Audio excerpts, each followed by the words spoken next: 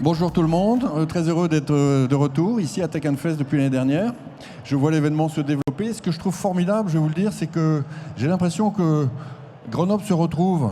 C'est-à-dire que des quantités de gens qui étaient dans la vallée, les uns en face des autres, de l'autre côté de la rue, petit à petit avaient cessé de se parler. Enfin, j'ai constaté ça hier dans 4 entreprises que j'ai visitées. Et l'effet de réseau reprend, et quand il reprend avec un effet boule de neige, puisque c'est beaucoup plus que l'année dernière, je pense que les opportunités de business, les opportunités d'intelligence collective sur la technologie vont réexploser dans ce territoire extraordinaire. Ce territoire, je ne sais pas si vous en êtes conscient, mais il n'y en a qu'un en France. C'est unique en France, hein. Un territoire dans lequel vous avez à la fois des grands groupes, des PME innovantes, des startups qui bossent ensemble, qui s'épaulent les uns les autres comme un château de cartes qui tient et qui est très solide. En fait, il n'y a qu'à Grenoble. Vous n'avez pas ça dans le nord de la France, vous n'avez pas ça dans le Grand Est. Parfois, vous avez grands groupes PME, pas de start-up. Parfois, vous avez start-up, université, pas de grands groupes. Alors, par parenthèse, vous avez aussi de très belles banques dans le coin. Hein. Je ne parle pas de nous, hein, mais je parle de l'ensemble de l'écosystème bancaire avec lequel nous travaillons. Donc il y a tout pour réussir ici à Grenoble. Je tenais absolument à le signaler et j'ai presque envie de former un rêve. D'ailleurs, j'en forme un. Ce que vous faites ici avec Tech Fest, moi je rêve qu'il y en ait 13 en France. C'est-à-dire que toutes les régions aient leur Tech Fest. Il y a la BPI, vous savez bien ce qu'on fait. On fait 400 événements physiques par an. 400 physiques par an. Hein. Cette semaine, j'en suis à mon 3e. Et donc, on sait ce que c'est. On sait à quel point c'est fondamental. Et on a besoin de relais.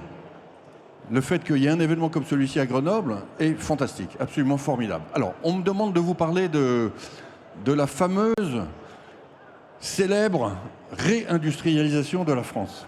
Bon. D'ailleurs, vous êtes majoritairement à gauche, là. Hein, vous êtes tous de ce côté-là, donc il faudrait peut-être que je parle comme ça. Mais la réindustrialisation de la France, vous avez beaucoup de gens qui vous disent que ça ne va pas marcher. Vous avez beaucoup de gens qui vous disent qu'elle est déjà stoppée. Et vous avez beaucoup de gens qui vous disent que tout est en route pour que la désindustrialisation reparte.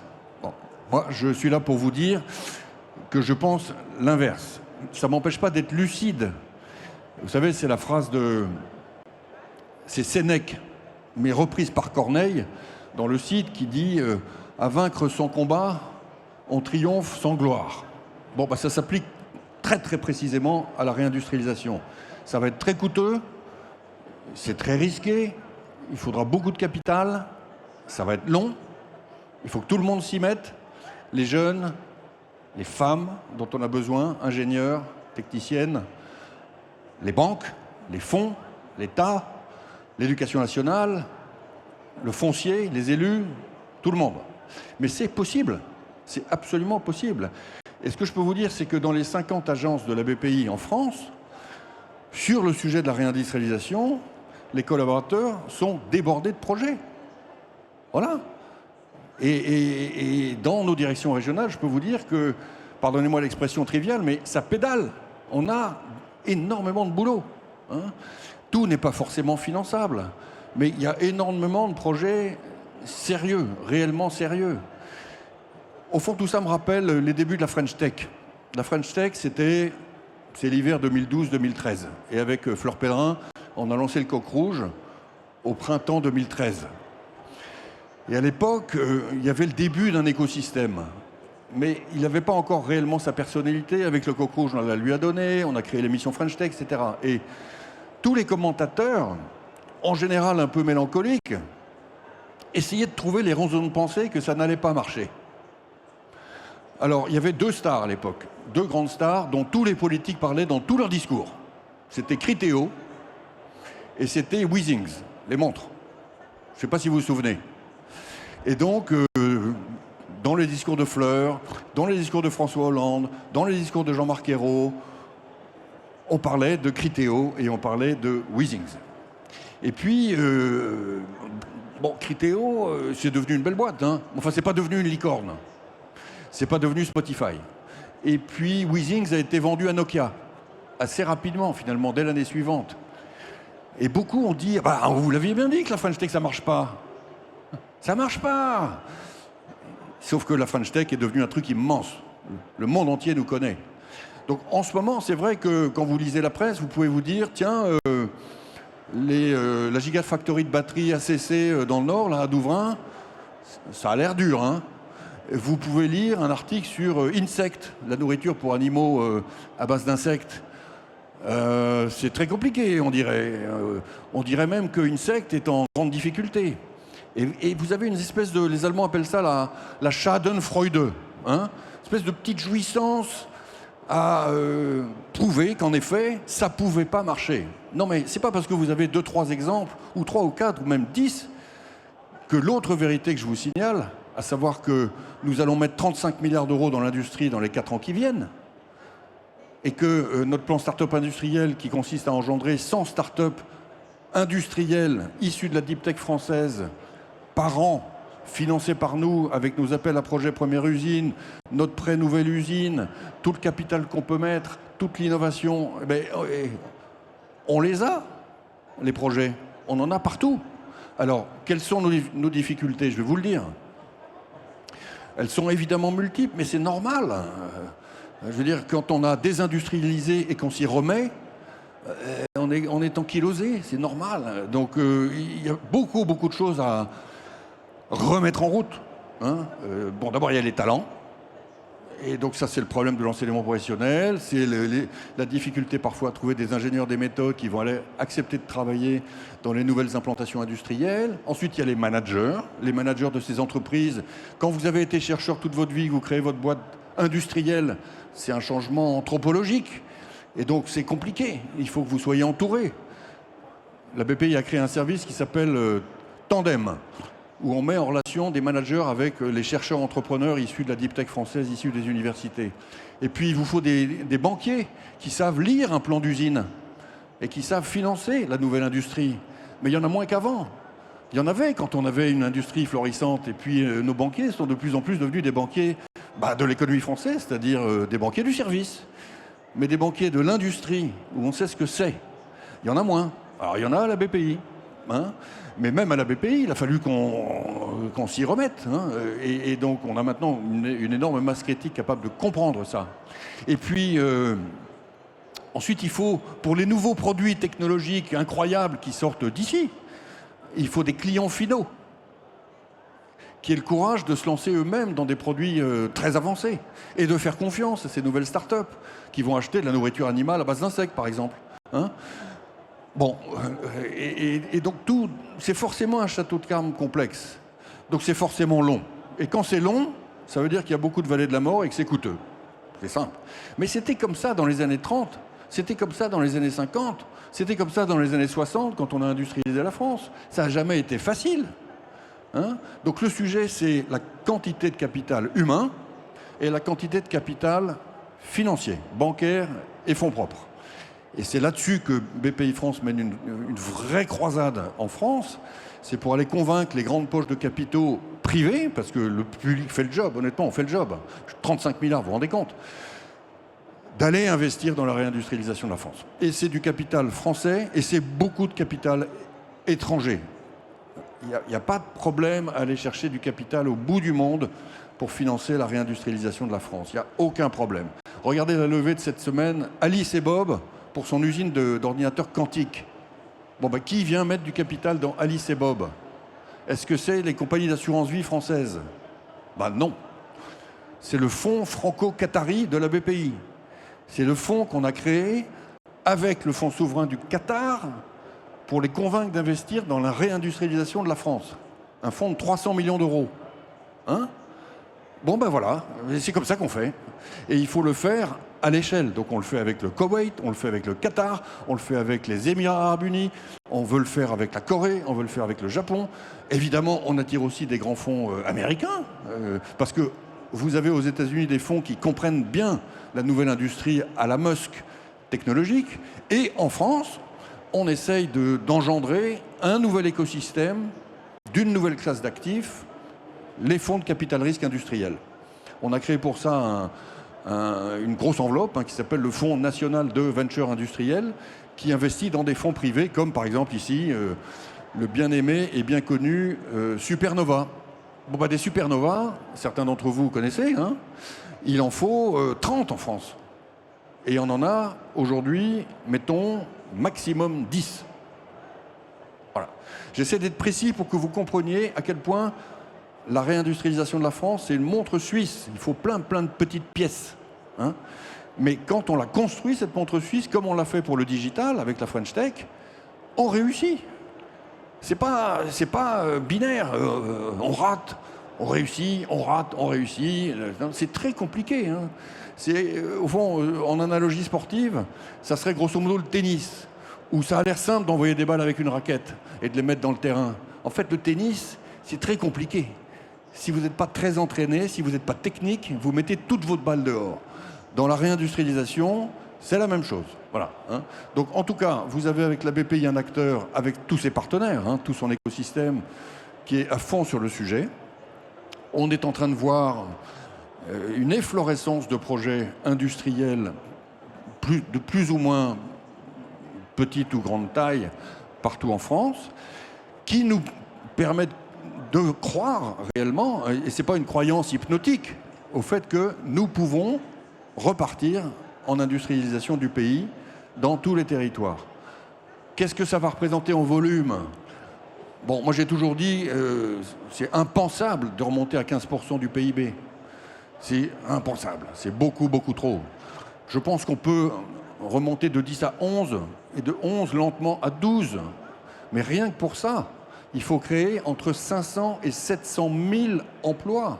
Rendez-vous compte ? Le nombre de gens qu'il faut former pour ça. Hein. Il faut tout le programme nucléaire, parce que cette nouvelle industrie, elle va être électrique. Donc tout ce qui est en train de se passer autour de Flamanville, tout le dialogue qu'on a avec EDF pour structurer la filière des PME du nucléaire qui vont permettre d'accélérer la construction des nouveaux réacteurs, ça fait partie de la réindustrialisation de la France. Hein.